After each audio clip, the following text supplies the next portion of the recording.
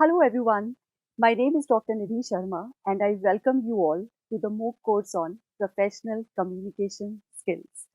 And in continuation to the other modules, today we will study module number 4.1, How to Maintain Politeness in Professional Environment. Right? जब हम कार्यस्थल की बात करते हैं, तो वहाँ पे हम विनम्रता को कैसे बनाए रखें? Because we all know that politeness is the most effective tool in any kind of professional setup.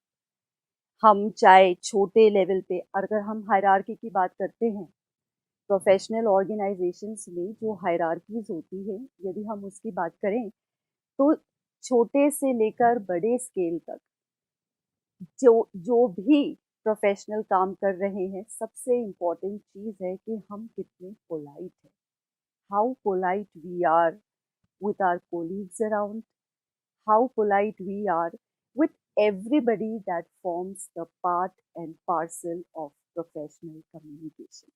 Okay, so this is a very important chapter. And before we begin, we need to understand that what is the importance of being polite or what it is to be polite. पता कैसे चले कि विनम्रता क्या है, right? तो इस module में हम विनम्रता की गाइडलाइंस, विनम्रता की इम्पोर्टेंस, इसके क्या बेनिफिट्स है और इसके क्या परिणाम है, उस पर हम चर्चा करेंगे, right? So being polite is a simple way to keep your workplace civil and positive even in the face of negative events, right?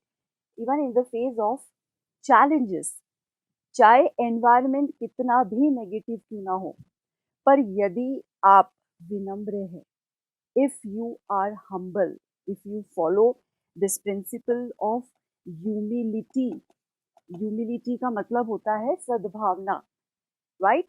कितना भी टेंस या स्ट्रेसफुल माहौल हो, लेकिन अगर हम अपनी पोलाइटनेस को बनाए रखते हैं, तो वो माहौल अपने आप पॉजिटिव हो जाता है, right? So, a good attitude helps to keep employees on the same team and keeps them from being perceived as standoffish, rude or difficult. यदि हमारा व्यवहार विनम्रपूर्ण है, तो लोग हमें कभी भी रूड नहीं समझेंगे और हमारा जो रिलेशनशिप है लोगों के साथ, it will never be difficult, it will always be simple, easy and you see smooth going. Okay, इसलिए अब देखेंगे व्हाट इज पोलाइटनेस, विनम्रता आखिर है क्या? तो अगर हम जनरल टर्म्स में इसकी बात करें, तो it is called an expression of concerns for the feelings of others. हमारे आसपास जितने भी हमारे कॉलीग्स हैं, उनकी फीलिंग्स का यदि हम ध्यान रखते हैं कि भाई आज ये खुश है तो हम उसमें पार्टिसिपेट कर रहे हैं उसके सुख में, आज ये दुखी है तो हम उसको थोड़ा कंसोल कर रहे हैं कि भाई क्या क्या हो गया, आज कैसे दुखी है.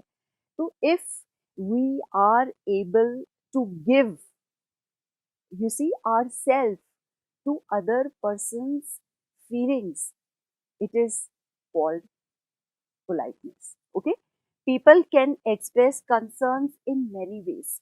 It can be linguistically और it can be non linguistic. जैसे हम वर्बल कम्युनिकेशन की बात जब हम करते हैं, तो उसमें ओरल और रिटन कम्युनिकेशन होता है, जो कि वर्ड्स, शब्दों के द्वारा हम कम्युनिकेट करते हैं. पर जब नॉन वर्बल बिहेवियर की हम बात करते हैं, तो वो हमारी बॉडी लैंग्वेज से वो पता चलता है, राइट? तो छोटे छोटे कृत्य, छोटे छोटे एक्शंस जो हम लोगों के लिए करते हैं, वो हमारी पोलाइटनेस, हमारा कंसर्न बताती है, राइट? जैसे अगर आपने गलती से किसी के पाँव पे स्टेप कर दिया और आप सॉरी बोले, या किसी ने आपके लिए कोई पानी का ग्लास ऑफर किया, आपने थैंक यू बोल दिया, या आपसे कोई गलती हो गई तो आपने एक्सक्यूज मी बोल दिया, या आप कोई रिक्वेस्ट कर रहे हैं किसी से, आपने प्लीज बोल दिया, right? So if we follow the golden rule of behavior, that is politeness, तो हमारा जो एनवायरनमेंट है, हमारा जो माहौल है, वो कितना सौहार्दपूर्ण हो जाएगा, कितना पॉजिटिव हो जाएगा। ओके, मुझे एक छोटा सा इंसिडेंट याद आ रहा है। One of my colleagues, he saw my bag lying on the table, और मैं घर पहुंच चुकी थी। So he called me up saying कि आप अपना बैग कॉलेज में भूल गई है। सो आई सेड कि okay, I will take it the next day. So he said कि I am taking it home, and when he return the bag to me, I saw that my lunch box was washed by his wife, it was cleaned by his wife. तो मुझे अंदर से इतना अच्छा लगा, मतलब this incident, this small gesture of his wife for me of cleaning my lunchbox gave so much. I mean, it gave an introduction, or it it gave me so much to feel for her, right? तो जैसे कुछ words हैं, जैसे हम sir लगाएं या madam लगाएं, या हम अब्यूजिव लैंग्वेज इग्नोर करें, हम कोशिश करें कि हम किसी भी तरह के नेगेटिव वर्ड्स का उपयोग ना करें, ये सब पोलाइटनेस के व्यवहार में सम्मिलित है। Okay, next slide. How to show politeness, विनम्रता को हम किस तरह से व्यक्त करेंगे, right? Because it is very important that what are the situations in which we can display this feeling, this aspect of politeness. Okay, तो सबसे पहले we have to be considerate, हमें विचारशील होना चाहिए, राइट? अपने सराउंडिंग को लेकर, अपने आसपास के लोगों को लेकर, सिचुएशंस को लेकर विचारशील होना चाहिए कि भाई how we can help others to, you see, fall into positivity, or how we can help others who are suffering, or we need to understand that what's going on in the lives of other persons. Okay, next is get to know people. Okay, how to get to know people, समझो उनको whenever, क्योंकि ऐसा कभी ऐसा होता है कि suppose we enter into a strange place, okay, and we don't know people around there. So it is our responsibility to understand the people who fall into the category of that system. Okay, उनके नाम जानो, क्योंकि जैसे हम रोज किसी न किसी के संपर्क में आते हैं, पर ऐसे कितने लोग हैं जिन्हें हम नाम से सूचित करते हैं, या हम नाम जिनका पुकारते हैं. So it is very important to know the people who work around us. Okay, third point is to listen and to encourage ideas. Listening is the key factor in the process of communication. हम अगर सुनेंगे नहीं तो हम समझेंगे कैसे, right? So it is very important to be a good listener and to encourage the ideas of the people around us, right? Because there are very few people who motivate others, because majorly people only think about themselves, they don't think about others. तो यदि हम दूसरों को सुनते हैं तो उनकी जो आइडियाज हैं उनको एनकरेज करें, उनको मोटिवेट करें, right? Make empathetic request. Empathetic का मतलब ये होता है कि आप सहानुभूति वाला, आप आपकी रिक्वेस्ट या आपका जो लोगों के साथ संबंध है वो सहानुभूतिपूर्ण होना चाहिए. मित्रों, सिंपैथी और एम्पैथी में डिफरेंस ये है कि सिंपैथी का मतलब ये होता है कि आप सिर्फ शब्दों से किसी के साथ हैं. जैसे for example, if somebody lost his dog और आप सिंपैथी दे रहे हो उसको कि अरे मुझे भी बहुत दुख हो रहा है कि तुम्हारा कुत्ता चला गया. But if you feel the pain from inside and if you help that person come out of the depression or the stress or the pain, then it is empathy. तो हमें लोगों को अपनी एम्पैथी दिखानी चाहिए, फील करना चाहिए, महसूस करना चाहिए कि वो किस सिचुएशन में है, किस परिस्थिति में है, और उनकी मदद करनी चाहिए. Fifth point is focus on facts, not assumptions. तथ्यों पे फोकस करना चाहिए, न कि कल्पनाओं पे, right? Because that also points out that how important you are for others. Okay? तो सिर्फ कल्पनाओं में नहीं रहना है, हमें फैक्ट्स को भी फोकस करना है कि what is the factual condition in that environment. Create an inclusive culture for all. सम्मिलित संस्कृति को हमें बढ़ावा देना चाहिए, राइट? ऐसा नहीं है कि you enter into a place and there is groupism, अलग अलग ग्रुप्स बने हुए हैं, ऐसा नहीं. You have to join all the groups together and become a part of wherever you are, right? Inclusive culture की बात हमारे प्रधानमंत्री मोदी जी बोलते रहते हैं कि despite India being a secular nation, there are fights, there are communal rights, लेकिन पूरे देश में हमें इंक्लूसिव कल्चर लेकर आना चाहिए जहाँ पर beyond caste, community, creed, race, religion, there is brotherhood. Okay, so we all are one, united we stand. और इस फीलिंग के साथ ही हम अपनी पोलाइटनेस हर व्यक्ति को दिखा पाएंगे. Okay, and the last is how to offer our help, okay, to others. अब हम आते हैं पोलाइटनेस गाइडलाइंस के ऊपर कि ये जो पोलाइटनेस है उसकी क्या गाइडलाइंस है, हम इसको कैसे फॉलो करें. तो सबसे पहले से हेलो टू पीपल. मैं ऐसे देखती हूँ कि बहुत कम ऐसे लोग होते हैं कि किसी जगह पर एंटर होके वे खुद से हेलो नहीं बोलते. वे ये अपेक्षा करते हैं कि सामने वाला खुद को हेलो बोले, राइट? तो अगर ऐसे सभी वेट करते रह जाएंगे तो I don't think anybody would initiate that gesture of saying hello to others, right? तो हमें पहल करनी चाहिए. We have to say hello to people wherever we are. आप एक एंटर होते ही आप अपनी वार्म ग्रीटिंग दे, हेलो बोल के, और फिर आप ये देखिए कि वो एनवायरनमेंट कितना पॉजिटिव हो जाता है, right? And the second point is take time to make some small talk. Small talk का मतलब ये है कि how to initiate a conversation, right? Because only when you initiate a conversation, there builds up an interaction, right? Which goes on and it establishes a bond. So small talk से हमें शुरू करना चाहिए. जैसे you can talk about the weather, you can talk about the environment, you can talk about the nature, you can talk about somebody's attire, you can talk about somebody's profession, you can talk about somebody's family, right? तो ऐसे कोई भी छोटी सी बात से आप initiate कर सकते हो अपना कॉन्वर्जेशन, ताकि वो फिर आगे बढ़ता रहेगा. Okay, so it is very important to start a communication और अ कॉन्वर्जेशन. ऐसे नहीं कि आप एकदम चुपचाप बैठ जाओ and you just keep your mouth shut waiting for others to speak. That is not good. Okay? Always take the lead and say hello or start a conversation.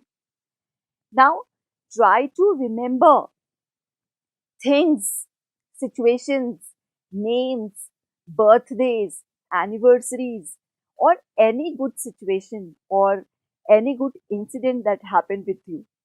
तो आप उसको रिमेंबर करें और थैंक यू बोले सामने वाले को कि देखिए मुझे याद है उस समय जब मुझे ज़रूरत थी तो आपने मेरी कैसे मदद की थी, right?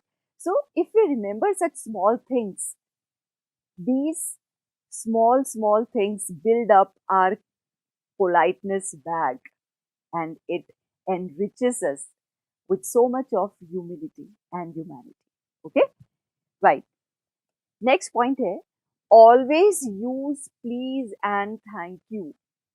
Please make sure that you thank the people for their input or their contribution and always include please when asking for something.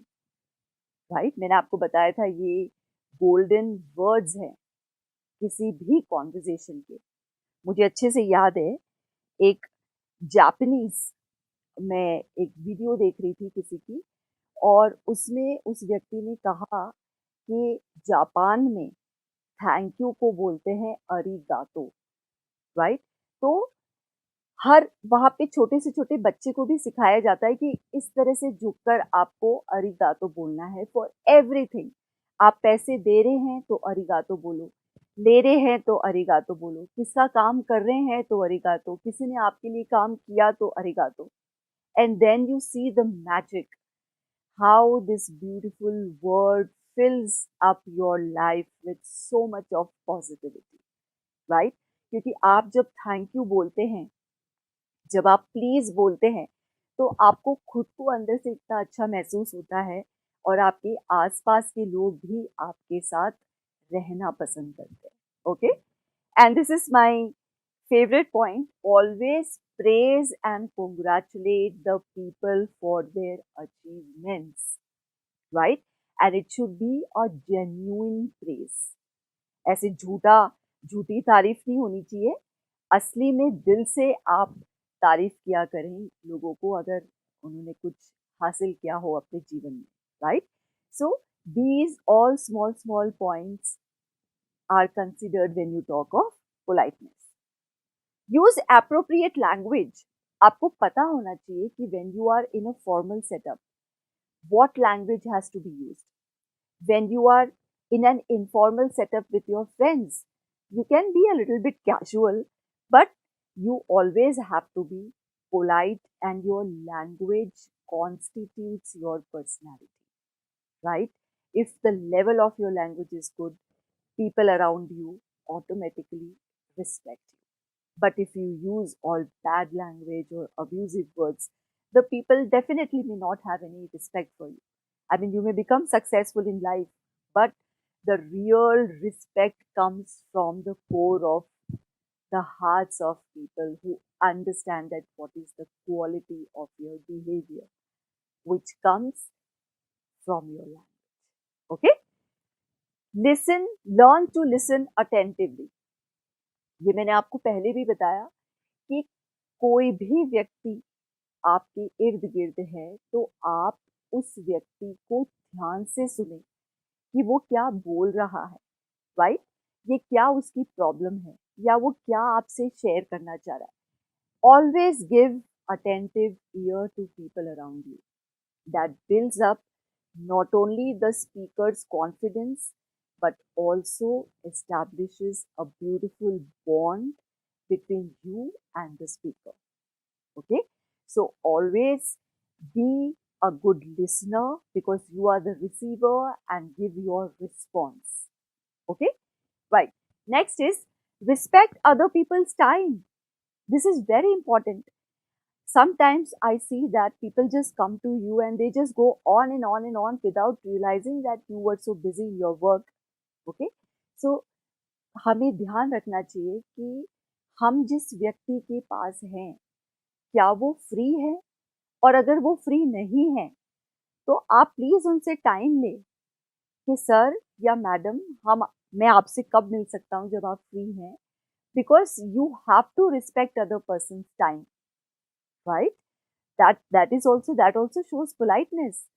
जैसे आप मान लीजिए स्टूडेंट हैं and you enter your teachers cabin and then you see your teacher having lunch, तो उस time पे politely you need to say sorry and just quit out or exit out of the cabin, because you have to respect the teacher's time of taking lunch. Okay, so small things have to be considered. And the last point to be discussed under this umbrella term politeness is to be assertive. Okay, कैसे हमें politely मुखर होना है। Assertive का मतलब हम positively, अफर्मेटिवली कैसे अपनी बात को रख सकते हैं, that is to be assertive. Okay, जैसे कोई भी सिचुएशन है तो वहां पे हम असर्टिव कैसे बने, हम अपनी बात को पॉजिटिवली कैसे सामने रख पाए, इसको हम डिटेल में 4.2 मॉड्यूल नंबर 4.2 में पढ़ेंगे। ओके फ्रेंड्स, तो मैं समझती हूँ आज हमने सीखा कि what is the importance of politeness. It should be an ingredient of everybody's personality, and believe me, अगर आप polite हैं तो आपके आसपास बहुत अच्छे अच्छे लोग आपको दिखेंगे, क्योंकि ये भी एक चश्मा होता है जो आपने पहना होता है पोलाइटनेस का, राइट? और इंग्लिश में एक कहावत हम जानते हैं कि beauty lies in the eyes of the beholder, right? तो उसी तरह से अगर पोलाइटनेस आपका ऑर्नामेंट बन जाता है पर्सनालिटी का, तो then you see how beautifully you attract people around you. And it's not only about attracting people, but also about living a quality life. Okay? So politeness अगर हमारे behavior में है, अगर हमारे ट्रेडिशन की जो ये बहुत इम्पोर्टेंट चीज़ अगर हमारे में सम्मिलित है, तो definitely nobody can stop you from becoming a good person who is loved by everyone around. Okay? So, thank you so much and see you for the next class on how to be assertive. Thank you.